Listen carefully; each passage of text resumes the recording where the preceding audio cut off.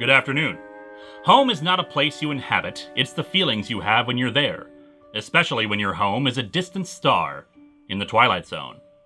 Meet Troy, current resident of the planet Alcor, and current survivor of a spaceship crash. He was not the first resident of Alcor, not even the first human on it, for this is a world that humanity has taken as it moves out into space. It is known as a place of myth and legend, with only the ruins of an ancient civilization to indicate that there was anyone else who lived on this world before humanity. But let's step back from alien ghosts to human life. The ship Troy was on has crashed, seemingly killing the 14-year-old's parents. And yet, after he dreams of his past, he awakens to find them alive and well. Troy was more than a little worried, not just because they were his parents, but because he had been the one to insist to his parents that they come here. Alcor, as a world, is dull, tedious, and deserted. As Troy's father says, if the new world was like this, Columbus would have gone back to the old one. Although, like Columbus in the New World, someone else was here first.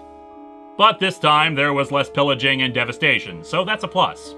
The few colonists who remain on Alcor are mostly miners, finding rich material that they can send back to Earth. Even Troy's parents had wanted to leave after several months, hence the rocket they were on. But Troy remained enamored with Alcor all through that time. Even now, as he awakens in the middle of the night and fears his parents have gone once more. They of course reassure him that they will never leave Troy, under the light of Alcor's 3 moons. As time passes, it becomes abundantly clear that Alcor has been abandoned by the Greater Earth authorities. There are no remaining leaders, police force, or even people to work at the museum. But those that do remain find themselves more and more happy to be here, one even talking about being rescued by an alien. Troy eventually realizes the truth. The people who came home with him are not his parents, but native Alcorans. They're empathic beings, having sensed the pain and loss from Troy's dead parents and took on a different form. They were more than a little sympathetic to Troy's plight, since they too had recently lost their son in an accident. Eventually, Troy accepts the Alcorans as his new family, who only want to help him.